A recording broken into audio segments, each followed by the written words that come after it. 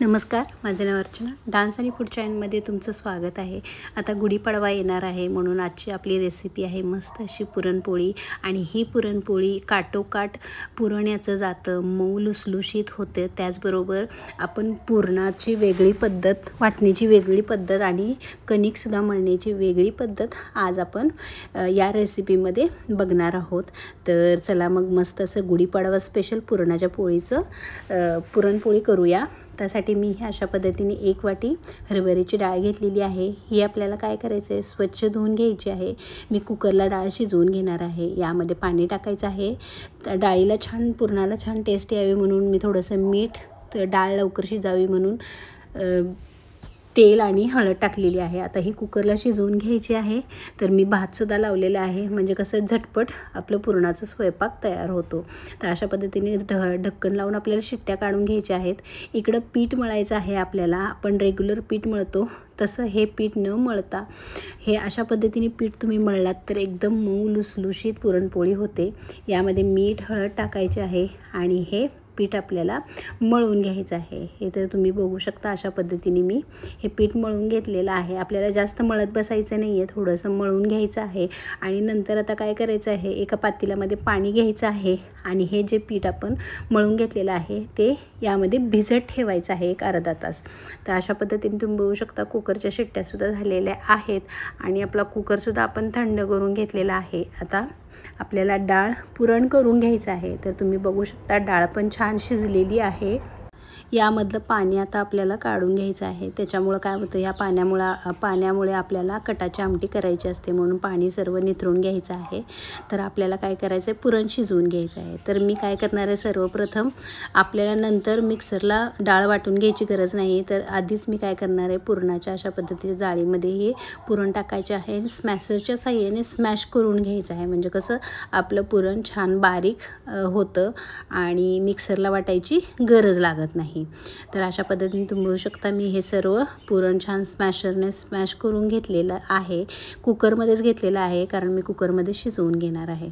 आता ज्याप्रमाणे आपण डाळ 1 वाटी घेतलेली होती त्याच प्रमाणात आता आपण काय करणार आहोत, 1 वाटी गूळ यामध्ये टाकणार आहोत आणि ही डाळ आपल्याला शिजवून घ्यायची आहे.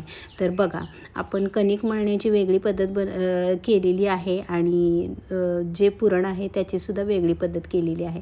तर अशा पद्धतीने हे गूळ आहे ना आपल्याला वितळून घ्यायचं आहे छान. आणि अशा पद्धतीने मी हा गूळ छान वितळून घेत आहे, म्हणजे कसं आपलं पुरण छान शिजवून घ्यायचं आहे. आता यामध्ये टाकल्याचे टेस्ट यावी म्हणून वेलची आणि सुंठ पावडरने आपल्या या पोळीला छान अशी टेस्ट येते. तर तुम्ही बघू शकता अशा पद्धतीने पुरण छान शिजलेले आहे आणि यामध्ये जो पातळपणा होतो तो असा थोडा घट्ट झालेला आहे.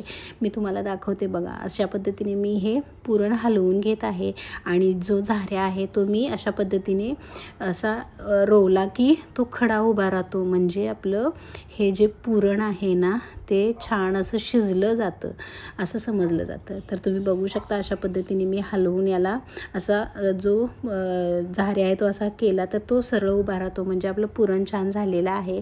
इकडे जे पीठ आपण पाण्यात ठेवलेलं होतं त्याला आता काढून घ्यायचं आहे आणि एका प्लेटमध्ये घ्यायचं आहे आणि याला मळायचं आहे. तर तुम्ही बघू शकता हे असं एकदम तुम्ही म्हणलात की अरे किती चिपचिप झाले, पण याच्याच पोळ्या एवढ्या छान होतात ना, एकदम मस्त होतात, मऊ लुसलुशीत, म्हणजे तोंडात टाकताच विरघळतात. आपल्याला वाटण्याची वगैरे, पाट्यावर वाटण्याची वगैरे गरज लागणार नाही. अशाच पद्धतीने जर पोळ्या केल्या तर त्या मऊ होतात. तर जर तुम्हाला जास्त चिपचिप वाटत असेल तर याला तेल लावून तुम्ही मळू शकता. तर आता आपण पुरणपोळी करायला घेणार आहोत. तर अशा पद्धतीने थोडंसं हाताला तेल लावायचं आहे आणि जेवढी पुरी असते ना तेवढंच कणिक आपल्याला घ्यायचं आहे अशा पद्धतीने. तर तुम्ही या पद्धतीने तेल पोळ्यासुद्धा करू शकता. तर दोन्ही पद्धतीने सुद्धा आपण पोळ्या करू शकतो. आता तुम्ही बघू शकता मी पुरी एवढा गोळा घेतलेला आहे आणि पुरण आहे ना याच्या 3 ते 4 पट आपल्याला यामध्ये घालायचं आहे. म्हणजे सांगण्याचं तात्पर्य एवढं आहे की जेवढं तुम्ही पुरण घालशिलात तेवढं यामध्ये बसतं. तर आता आपल्याला हे पोळी लाटून घ्यायची आहे। तुम्ही बघू शकता। तर अशा पद्धतीने एक मी तुम्हाला लाटून दाखवते की म्हणजे कोणाकोणाला वाटतं की आपली पुरणपोळी फुटेल, तर तुम्ही काय करू शकता, फक्त पळपट आपल्याला फिरवायचं आहे आणि पोळी लाटून घ्यायची आहे। तर अशा पद्धतीने तुम्ही सुद्धा लाटू शकता, तर एक ही पोळी फुटत नाही। तर ही पोळी मी तुम्हाला छान भाजून दाखवते। बघा किती मस्त आपली ही पुरणपोळी झालेली आहे, म्हणजे काठापर्यंत आपलं पुरण छान जातं आणि मस्त होते आणि ही पुरणपोळी एवढी टम्म फुलते ना। तर बघा मी अशा पद्धतीने करत असताना म्हणजे जे उलटणीने मी हे पलटताना ही पोळी फुटली, पण तुम्ही ज्यावेळी लाटताना त्यावेळी बिलकुल पोळी फुटत नाही। तर तुम्हाला अजून एकदा मी करून दाखवते।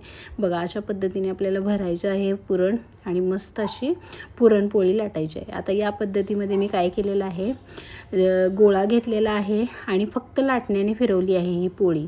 तर या पद्धतीने सुद्धा तुम्ही ही पुरणपोळी लाटू शकता, म्हणजे पुरणपोळी न उचलता लाटण्याने फिरवून सुद्धा ही पोळी करू शकता।